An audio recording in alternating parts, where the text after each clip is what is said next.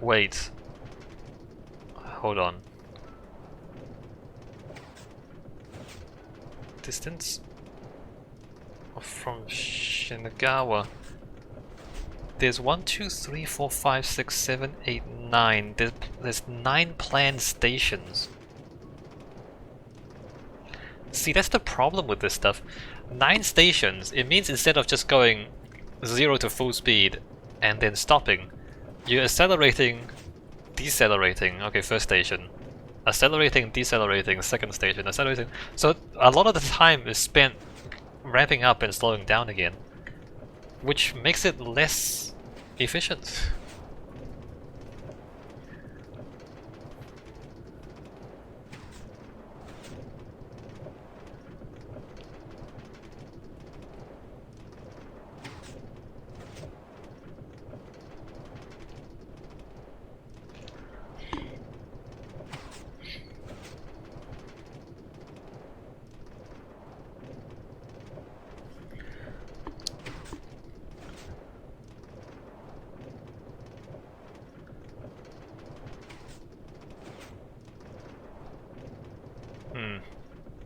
Anyway, I have answered the question. What is the cost of magnetic levitation trains? And the answer is too high. The cost is too high, that's the answer. And that's why we don't use it.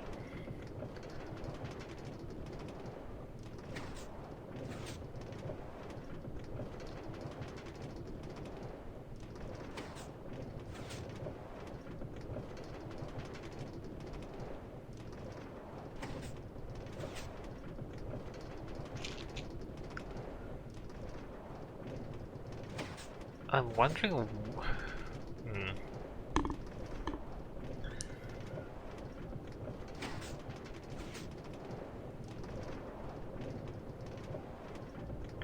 I'm wondering like what the... like what happened in the room where they made the decision to build the Tokyo to Osaka maglev. Like why would you spend so much money on something that's most likely not gonna be worth it? I mean, there are reasons, right? There's technology. The point is not to make money from one track. The point is to use this as a means to develop technology. Or you might consider it as a sort of stimulus, economic stimulus. You're creating jobs, you're pouring money into the economy through this infrastructure project. But man, it's really not economically viable.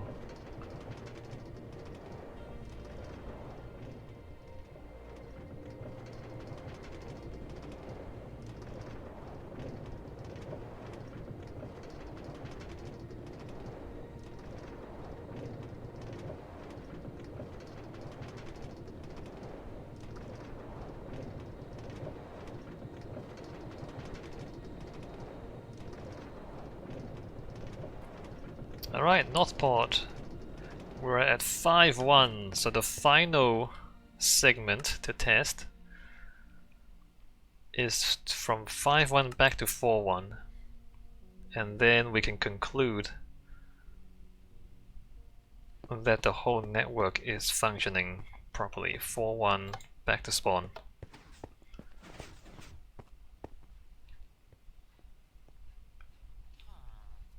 Northport. Northport is basically a warehouse. A shipping warehouse.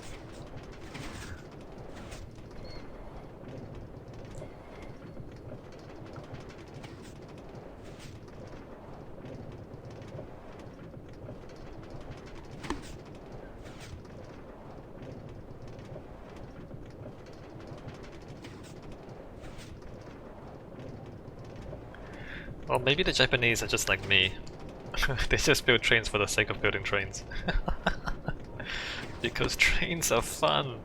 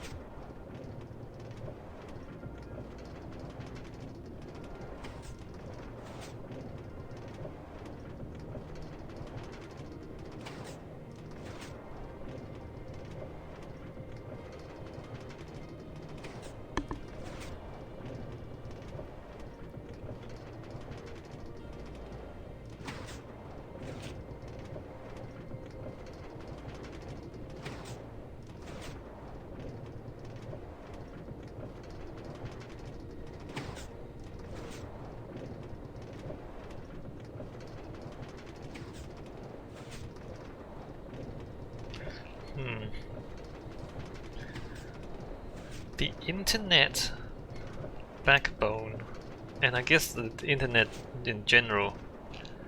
I guess the thing about internet infrastructure is that it's relatively thin wires that can pretty much go anywhere.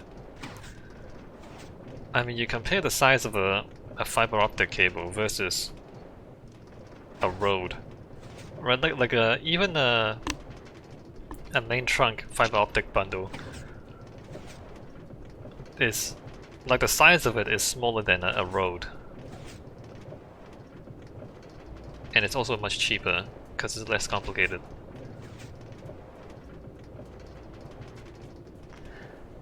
So we lay long-ass fiber optic cables across the ocean floor to join different continents together, and that's economically viable.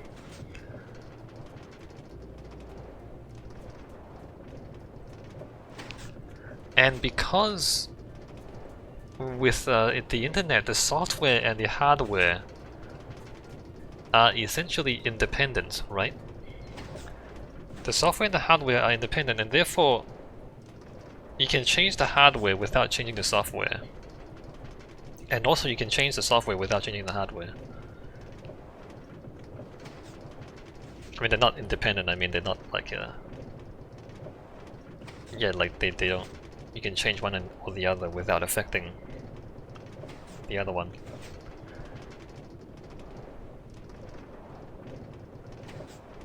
So it's a lot easier to change internet infrastructure. I mean, if we switched from fiber optics to satellites, for example, the end user would not have to change anything on their side. Whereas obviously if you change from cars to trains as a means of travel, you would have to change your behavior as well.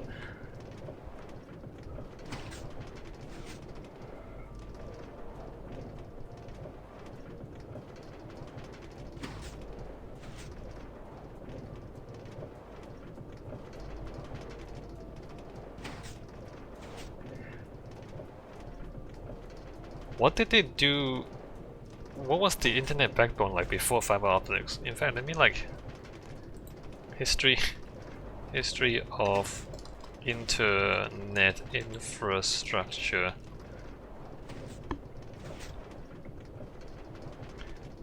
Internet backbone. History of the internet. Was there a time before fiber optics? Did they actually use copper cables for the backbone?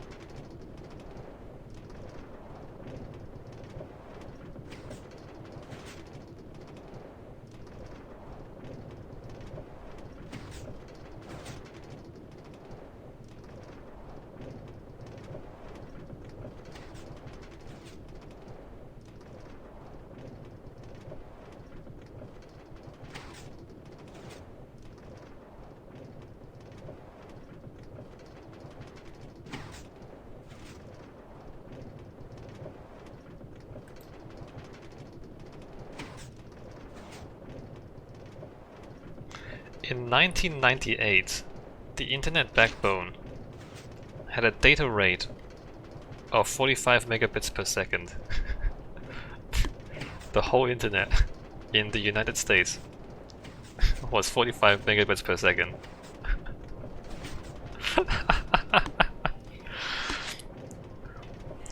Wow. Okay.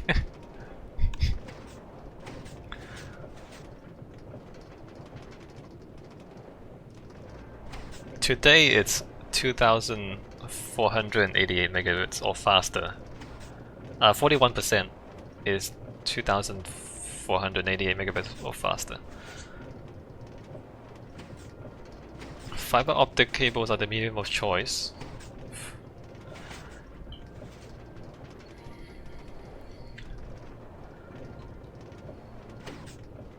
History of the internet.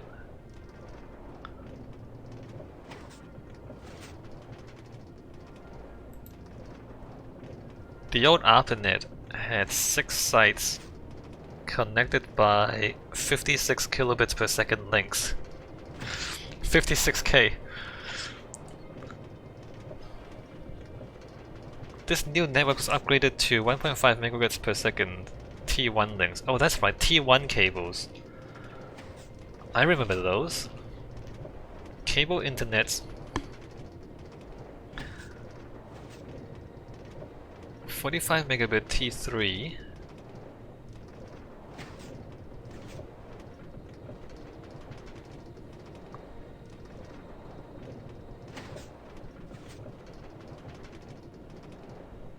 Fascinating. And in all this time, like, the software didn't really... It was like the hardware changed independently from the software. Fascinating. Alright, history of the internet. But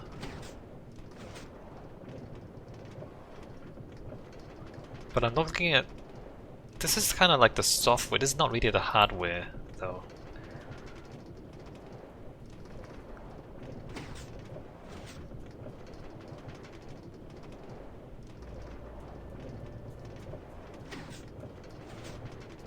Maybe I should look at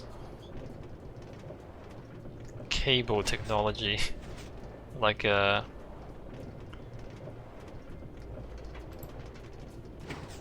T-carrier.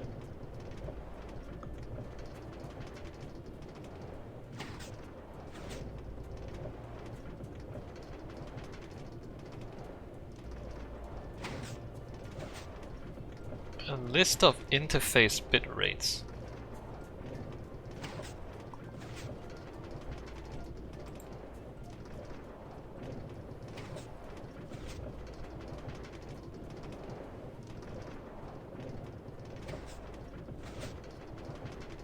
That's not really helpful. Wide area networks. Oh, here you go. Cool. Also highly technical. 56k line is obviously 56 kilobits per second. That's the old, like, phone lines. And then ADSL T1 VDSL satellite internet cable modem.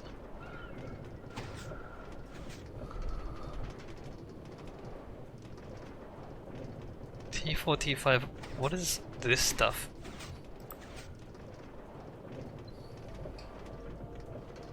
Optical, okay, OC is optical carrier, alright. And then we go to fiber optics, gigabit Ethernet, cable modems, optical carrier, right.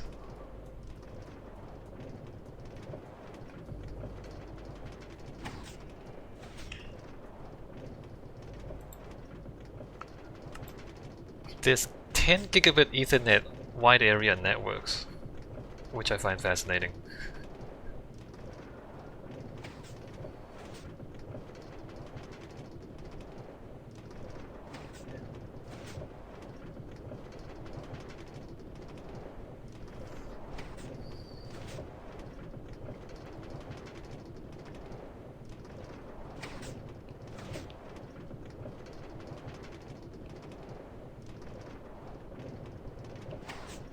So basically there's phone lines, there's cable internet, and then there's fiber optics, and possibly Ethernet. That's the basic physical technologies.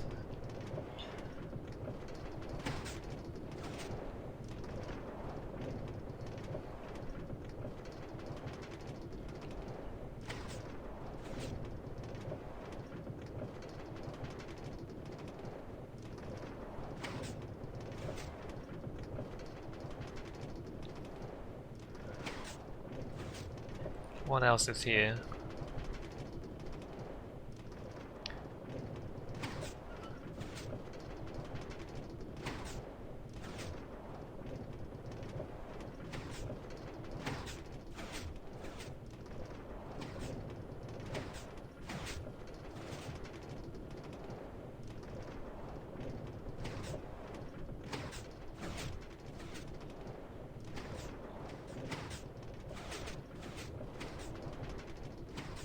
Mobile phone broadband.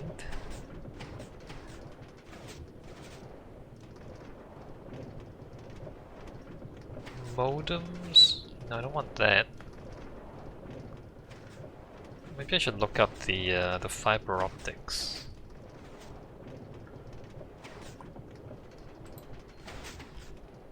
Optical carrier transmission rates.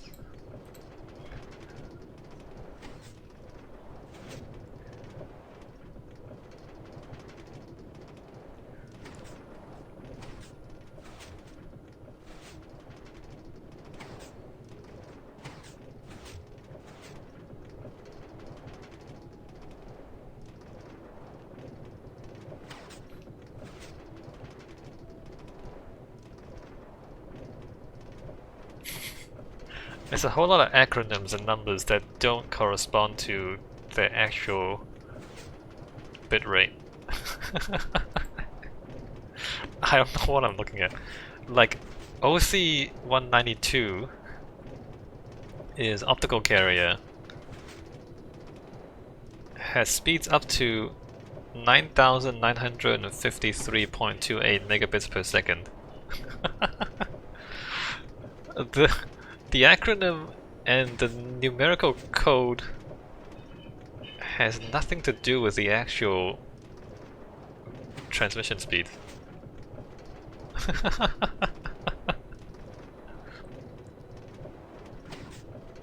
Why do they number them like this?